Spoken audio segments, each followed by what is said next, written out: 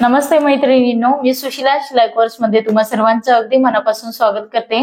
तर मैत्रिणींनो, इथे मी ब्लाऊज शिवलेले आहेत ते तुम्हाला इथे थोडंसं दाखवते। तर बोटनेक ब्लाऊज इथे आपण टीच केलेला आहे। तर इथे थोडंसं आरी वर्कच थोडंसं इथे मी डेकोरेशन एकदम नाजूक असं केलेलं आहे। तर एखाद्या कस्टमरला जर पाहिजे असेल तर तुम्ही ह्या पद्धतीने डेकोरेशन करून देऊ शकता। तर इथे छोटासा नेक आपण इथे शिवलेला आहे, तुम्ही इथे बघू शकता।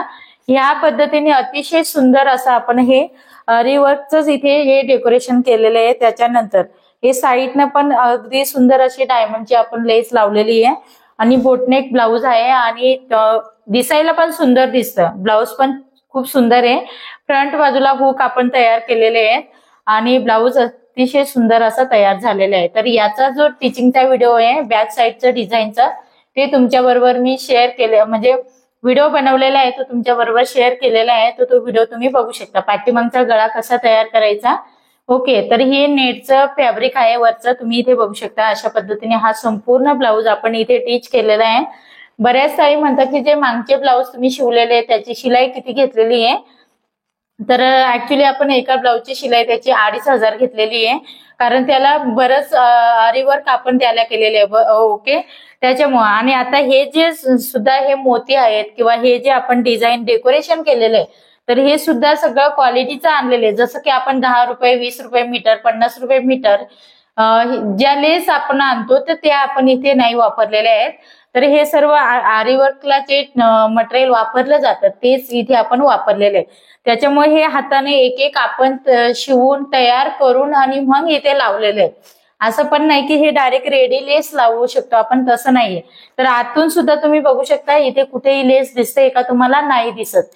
तर आपण ही प्रॉपर त्या पद्धतीने लावलेली आहे। तर तुम्ही अशा पद्धतीने हे डेकोरेशन करू शकता घरच्या घरी, म्हणजे तुम्ही कितीही वॉश केलं याला तरी त्याचा कलर जात नाही, म्हणजे ते जसंच्या तसं राहतं।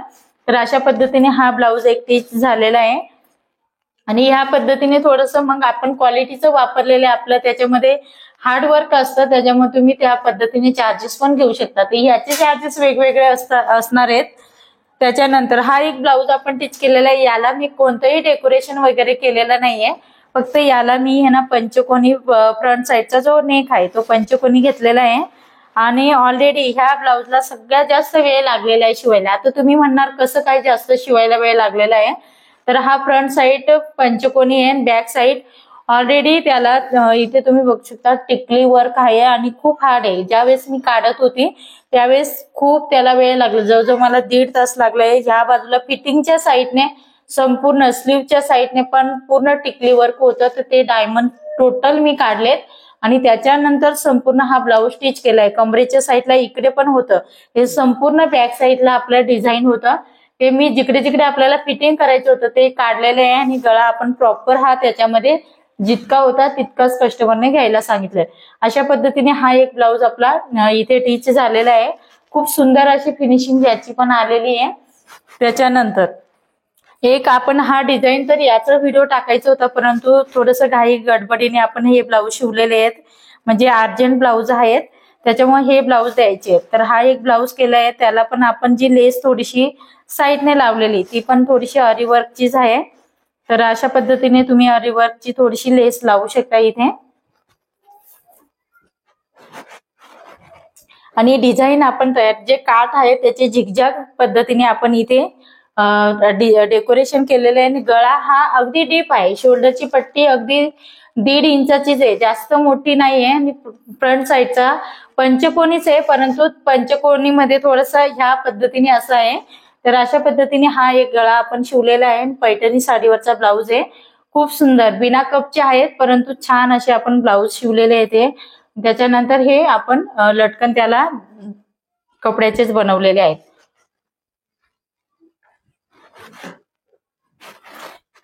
त्याच्यानंतर हा एक ब्लाऊज आहे, तर ह्या ब्लाऊजला सुद्धा मी रात्री जवळजवळ 1 वाजेपर्यंत जागी होती। तर ह्या ब्लाऊजला सुद्धा कमरेच्या साईडने हे पूर्ण मी इथे तुम्ही बघू शकता हे बटरफ्लाय आपण मध्येच घेतलेले आहे। त्याच्यानंतर हे खालच्या बाजूला तुम्ही इथे बघू शकता हे पूर्ण हँडवर्क, म्हणजे मी स्वतः आपलं आरीवर्क जे मटेरियल असतं तेच आणून मी पूर्ण इथे हे वर्क लावलेलं आहे, म्हणजे लेस वगैरे रेडीमेड वगैरे काय आपण लावलेली नाहीये।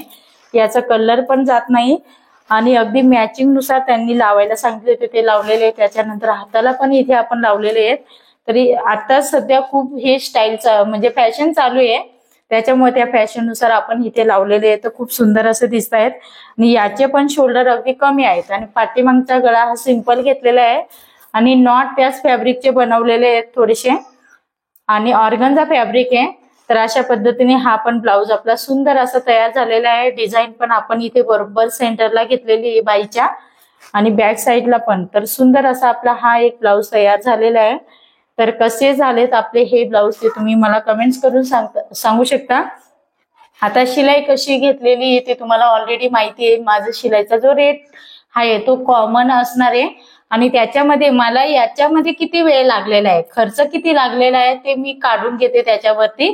ओके. आणि त्याच्यानंतर चार्जेस ठरवत असते. म्हणजे याच्यामध्ये हे जे मोती असतात ते काय पॉकेट मिळतात. आता मी पॉकेट नुसार आणले ते 130 रुपये 140 रुपये असे पॉकेट हे भेटतात.